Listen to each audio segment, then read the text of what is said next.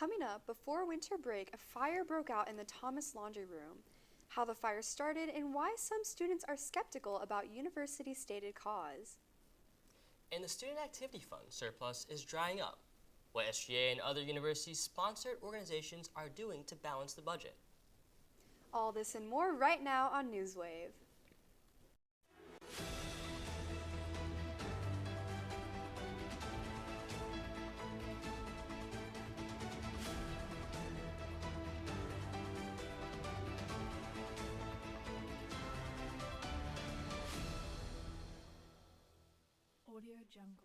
Good afternoon, and welcome back to Newswave's first broadcast of the spring semester. We hope you all had a great start to the year, and as always, thank you for tuning in. Today is Friday, February 2nd. I'm Luke McCauley. And I'm Michaela Minoza. In December, a fire started in the Thomas Laundry Room that forced students in both Thomas and Leitner residential halls to evacuate. Now, newly released information sheds light on the cause of the fire. According to Trantonian, the university implied that fire was caused by an excess amount of lint left in the dryer. However, sophomore communications major Juan Jesus Sanchez refuted this claim. Sanchez was using the dryer when it caught on fire and said, quote, "The dryers have not been working forever. It's just annoying that they're just blaming this one thing when there are work orders and then for them already being broken," Sanchez said. "You should have fixed them to begin with, and that wouldn't have happened," end quote. Other students who live in Thomas were not surprised by the fire, like sophomore psychology major Taylor Hervey, who said, quote, "I'd put in a work order where I said, hey, these filters need to be maintained. Nothing ever happened," end quote. Regardless of what caused the fire, this incident calls into question the safety of these on-campus facilities, while also reminding us to do the little things to keep them from breaking. This past semester, Trinity University's Student Government Association, SGA, announced significant changes to the funding of student organizations for the upcoming year. This decision comes as the surplus funds accumulated during the pandemic have been fully utilized, returning the SGA's budget to pre-COVID levels.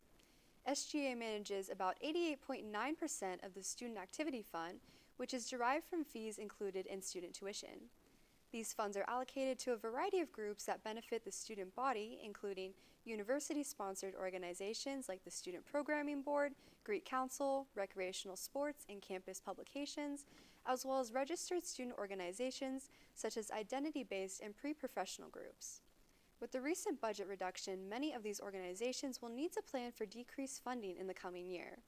SGA Vice President Allison Waters explained that the majority of the surplus spending occurred during the 2023-2024 academic year, stating that, quote, "Last year, there was such a focus on spend because SGA had a lot of external influences from other university areas that were saying, well, you have too much money, spend it now, or someone else is going to spend it for you," end quote. Now SGA is trying to see where the university can help out. But as of how student organizations are encouraged to plan accordingly and seek alternative funding sources to continue their activities and programs. We at Newswave will keep you updated as the SGA navigates these changes. With the continued advancement of AI, job security has become a concern for many. Among the front-end jobs, artists have felt a significant amount of pressure. Trantonian reporter Al Stumblefield remarked that even before AI, most artists have been generally disregarded. As AI improves, corporations now have a cheaper and more time-efficient way of producing art. Furthermore, companies have already started to use this technology. For example, a recent Christmas Coca-Cola used entirely AI generated footage. However, Stubblefield suggests that all hope may not be lost for artists, claiming that though AI art is cheap, quote, "human-made art isn't replaceable," end quote.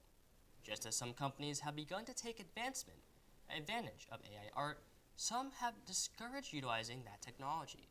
Notably, Wizards of the Coast, the company behind Dungeons & Dragons and Magic, The Gathering, has released a statement asking people to, quote, "refrain from using AI-generated tools," end quote. Although the threat of AI towards artists remains prevalent, Stubblefield asserts that generative AI can never, quote, "recreate the joy art gives you," end quote. Still up ahead, Texas law enforcement agents were granted the authority to detain migrants and perform deportations.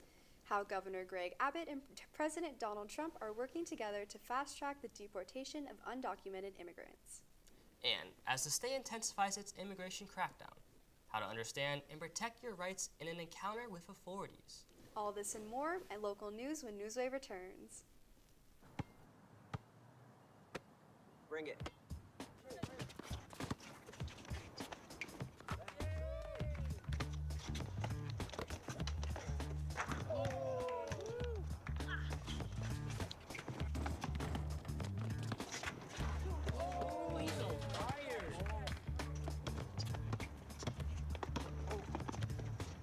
Time out, guys. I'm late to dinner.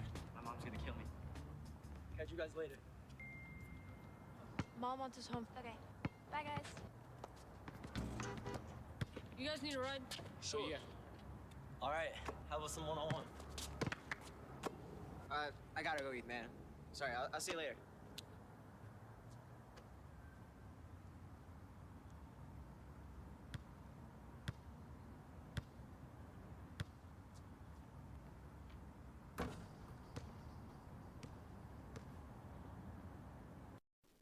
Welcome back to Newswave. Just recently, Texas National Guard soldiers were granted the authority to make immigration arrests, along with deporting and detaining undocumented people.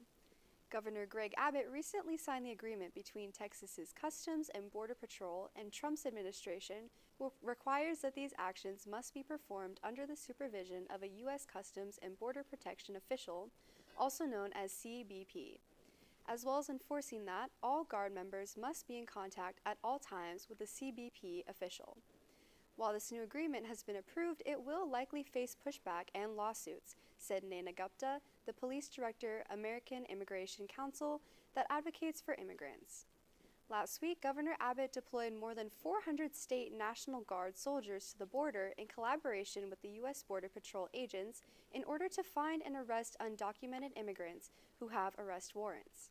With such a move, President Trump and his advisors have said that they want to use the military to carry out these deportations due to the logistical challenges of arresting, jailing, and mass deportations. These are some of the few executive orders Trump has implemented in his first few weeks of office with his immigration crackdown. Operations are taking place in Austin, Dallas, Fort Worth, and San Antonio, raising fear, particularly in the immigration communities. Trump signed a new law mandating the Department of Homeland Security to detain unauthorized immigrants accused of committing even minor offenses, including shoplifting or theft.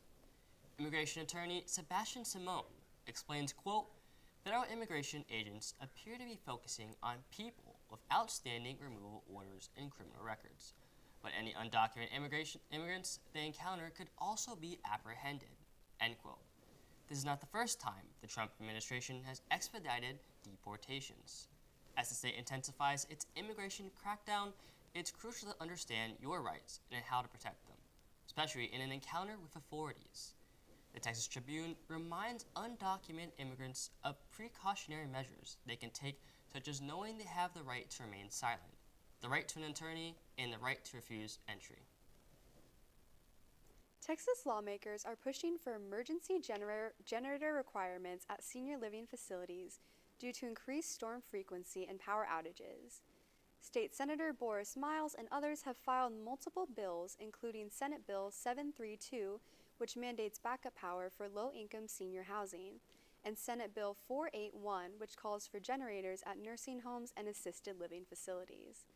These measures are prompted by past disasters like Hurricane Beryl, which left many elderly Texans without power, risking their safety. Some facilities lack proper emergency plans, with residents often stranded in elevators without power. Opposition from the long-term care industry concerns the high cost of generators, which can exceed $200,000 per facility. However, Texas Representative Ana Hernandez has introduced a more cost-effective proposal requiring backup power for elevators alone. While many facilities already have basic generators for food and medicine, cooling and heating areas are not universally covered. Some local governments, like Harris County, are already implementing their own mandates for backup power. Despite challenges, advocates like AARP Texas urge for clearer legislation to ensure safety, as the current rules offer flexibility that may not adequately protect vulnerable seniors. Following a few weeks of colder weather, the sun has been out on the Trinity campus this past week. To find out whether the sunny skies are here to stay, Newswave's chief meteorologist, Luke Morton, has your weekly weather update.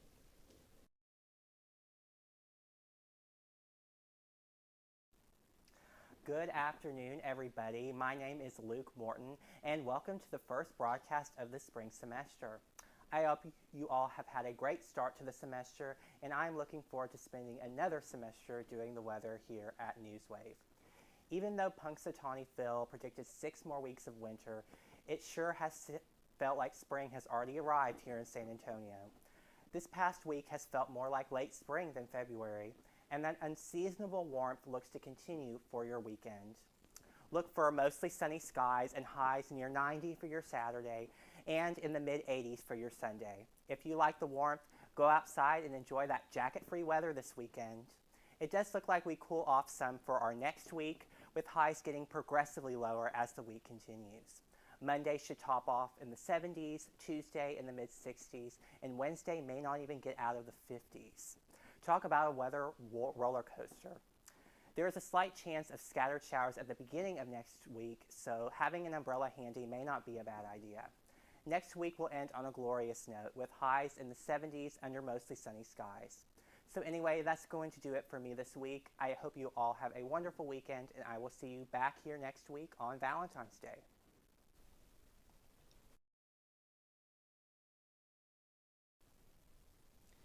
If you love the great outdoors, this one is for you. 2 major state park projects are happening in Texas right now. There is a $1 billion fund dedicated to developing new state parks that stems from the Centennial Parks Conservation Fund in 2023.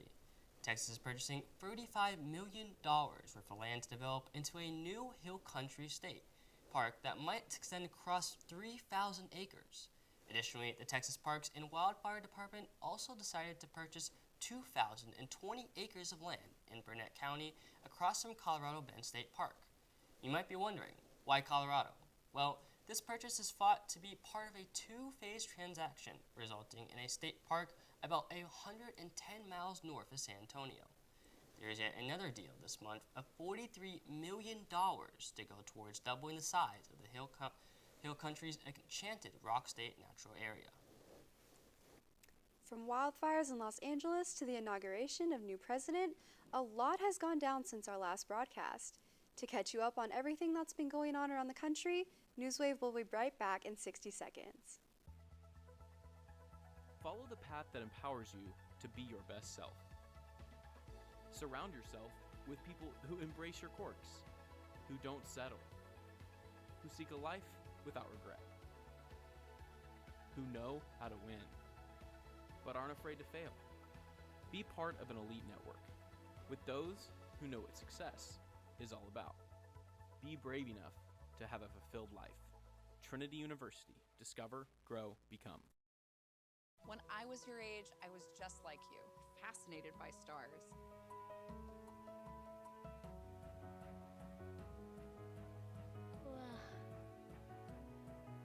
But now I get to search for life in the universe.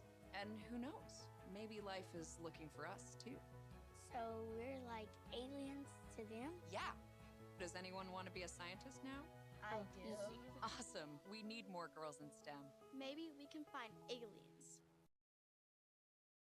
Crews began removing the wreckage of the American Airlines plane that crashed the Potomac River.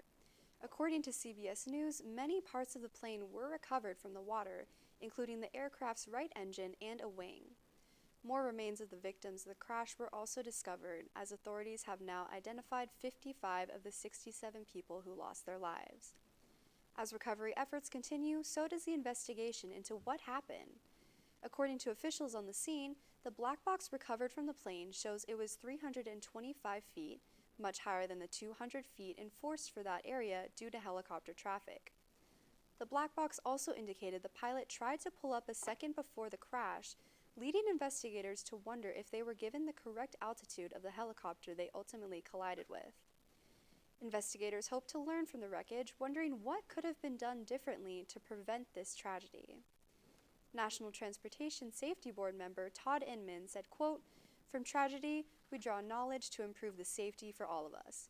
That's what we're doing right now, dealing with tragedy, but we need to improve safety," end quote.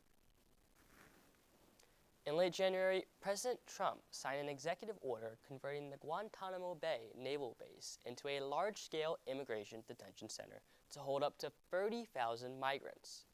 The U.S. government is quickly moving to implement this plan, sending the first group of migrant detainees there on Tuesday. Guantanamo Bay is primarily known for its post-9/11 military prison that still holds more than a dozen terrorism suspects and is home to a separate facility that screens asylum seekers picked up in the Gulf of Mexico. President Trump's directive has dispatched U.S. officials to construct tent facilities outside of this original asylum center to house migrant detainees.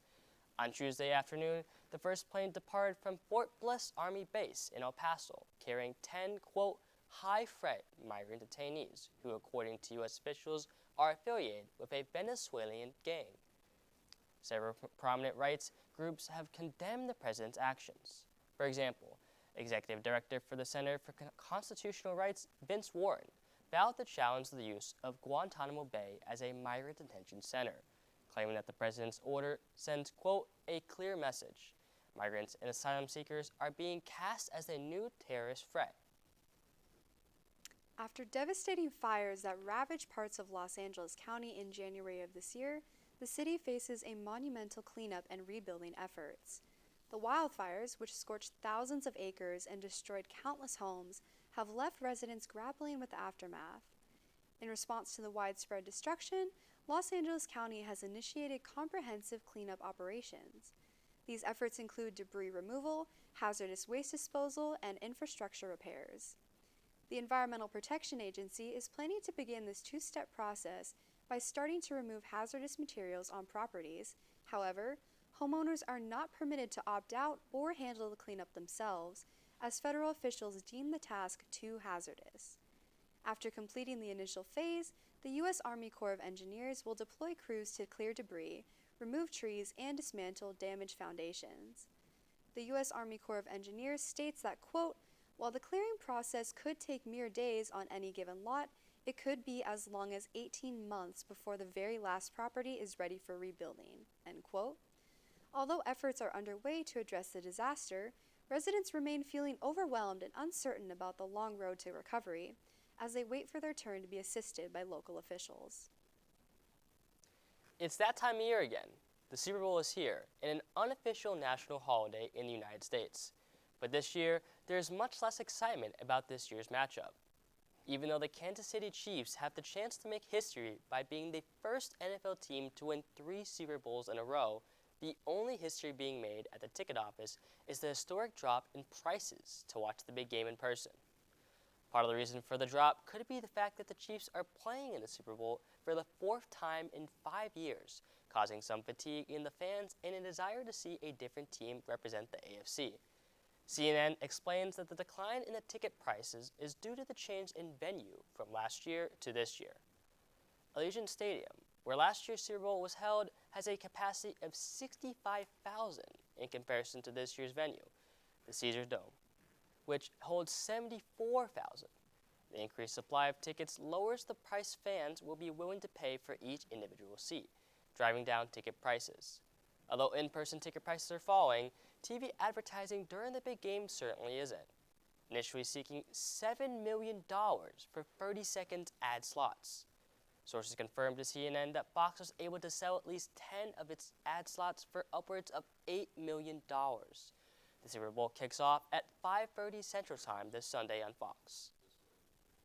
More from the world of sports, Newswave sports editor Caleb Reed has your campus sports updates and all of the trade deadline drama from the NBA, right after these short messages.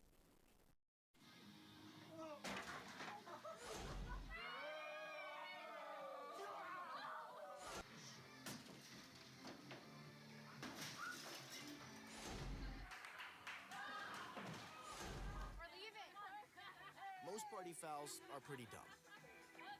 But if you decide to drink and drive underage, you could lose your license and your freedom. Underage drinking and driving. The ultimate party foul. Patriotism. It inspires passionate debate, and it's worn like a badge of honor with good reason. Because it means love and devotion for one's country. But what really makes up this country of ours? It's the people. To love America is to love all Americans. This year, patriotism shouldn't just be about pride of country. It should be about love. Love beyond age, sexuality, disability, race, religion, and other labels. Because love has no labels.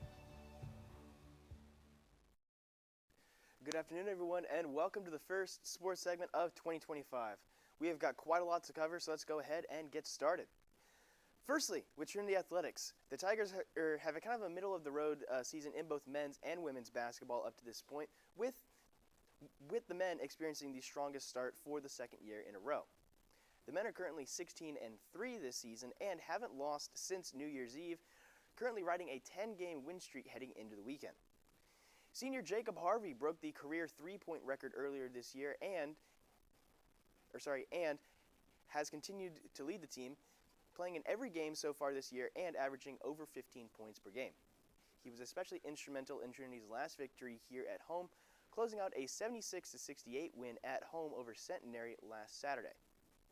The team is on the road this weekend, taking on Texas Lutheran and Southwestern, but they will return to Trinity for senior weekend the following week against the same two opponents. Meanwhile, the Trinity women have had a bit of a tougher go of things this season, currently sitting at a 12-7 record with 6 games to go before the end of the regular season. The team has recovered since 2025 began, going 7-3 since New Year's Day. Just like the men, senior leaders have been a key contributor to the team's success with both Josie Napoli and Bailey Timmons in the top 3 in scoring. The team is currently being led by sophomore Kylie Minter, who is averaging almost 17 points per game this season and who had 17 of Trinity's 89 points in the win over Centenary just last week. Just like the men's team, the women will be on the road this weekend over in Seguin and Georgetown, before then coming home for senior weekend on Valentine's Day. Before we move on to pro sports, a massive congratulations to the Trinity track team. Multiple runners set school records in their most recent indoor meet, with Cece Gray setting the women's indoor 400-meter record, Nicholas Ledrette setting the men's indoor 400-meter record, Josette Garul setting the women's indoor mile record, and Emerson Volden setting the women's indoor 800-meter record. And finally, a huge shout-out to the Trinity University softball team, who is starting their season on the road this weekend, actually right now against Laterno to start the year. The Tigers had a program best 31 wins last season and will look to have a similarly successful season this year. Trinity will play 2 non-conference series against Laterno today, and then they will go on the road to face the defending national champion East Texas Baptist University tomorrow before starting conference with a road series at Austin College to open the campaign. Meanwhile, in pro sports, the NBA trade deadline came and went yesterday with some shocking moves made before the buzzer. Of course, the biggest news is Dallas completely blowing up their franchise, with the Mavericks trading all-star Luka Doncic to the Los Angeles Lakers for Anthony Davis and a pick, as well as a few bench players shuffling spots as well. The move completely stunned the NBA, and the 25-year-old star was reportedly blindsided by the move. Another league-changing move happened right here in the Alamo City. The San Antonio Spurs made a trade to secure Sacramento Kings star De'Aaron Fox to beef up the offense, and the new acquisition didn't disappoint. Fox scored 24 points in his first game as a Spur on Wednesday night, featuring in an incredible 126-125 win over the Atlanta Hawks. Meanwhile, in another blockbuster trade, Jimmy Butler, who has been looking for a trade for well over a month now, finally found a suitor as the Miami Heat traded him to the Golden State Warriors.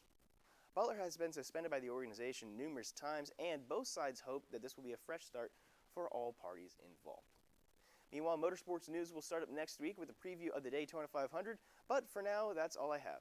Have a great weekend and take care, everybody.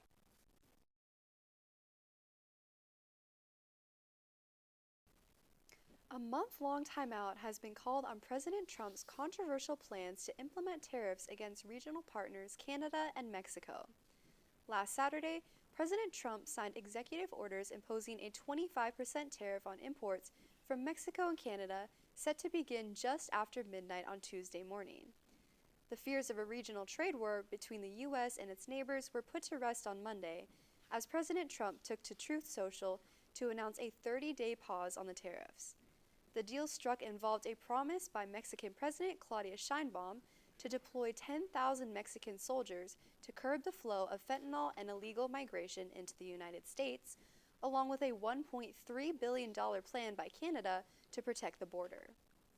However, a similar agreement has not yet been reached with China, which has announced its own set of retaliatory tariffs on certain American imports after the United States levied a 10% tariff on all imported goods from the country. According to APnews.com, President Trump plans to speak with Chinese President Xi Jinping before said countermeasures go into effect on Monday. As more updates on the president's trade policies are released, we here at Newswave will be sure to keep you informed. On Saturday, 3 Israeli hostages were released from captivity after being held for 484 days by Hamas in Gaza in trade for 183 Palestinian prisoners. These 3 hostages consisted of 34-year-old Yarden Bibas, 34-year-old Afer Caldron, and 65-year-old Keith Siegel, who were handed over to the Red Cross. On the other hand, the large group of Palestinians were transported in buses to Gaza and the West Bank. The exchange was more orderly than the previous attempt on Thursday, which saw pressing crowds surging on all hostages, causing concern for safety and further delay in the release. Even then, lines of armed fighters struggled to keep crowds at bay during the release, where men of armed and masked fighters flanked the men who were being released. Despite the chaos, the families of the 3 men were ecstatic to be reunited with their families. French Israeli Mr. Caldron was, quote, overwhelmed with joy, relief, and emotion after 484 long and difficult days of unbearable waiting, end quote. In the words of Israeli President Isaac Herzog, he described Mr. Bibas' return as simply heartbreaking, stating that his country remained deeply concerned about their fate, and as an entire nation, we hold them in our hearts. Norway has set a goal of selling exclusively zero-emission vehicles by the end of 2025. Already, the Norwegian Road Federation states that out of 9,343 new cars sold in the month of January, a staggering 8,944 were fully electric vehicles, with a 96% figure from this past month making a promising start to the year. Norway has been able to entice drivers toward electric vehicles without outright banning and punishing traditional gas cars. Through a number of incentives, including tax breaks, toll exemptions, free public parking, and a widespread fast charger network, the popularity of electric vehicles has steadily increased over the last few years. According to Christina Boo of the Norwegian Electric Vehicle Association, current projections show that electric vehicles, or EVs, sold in Norway, quote, should finish the year at between 95 and 100%, end quote. While this month was an impressive milestone, it is still important for Norwegian policymakers to continue pushing towards the 100% goal. Sadly, that's all the time we have for this afternoon. Next Friday, come visit TigerTV at Chocolate Fest to celebrate Valentine's Day. And be sure to tune in later that afternoon as Newswave goes live at 4 p.m. Until then, I'm Luke McCauley. And I'm Michaela Mendoza. Have a great weekend.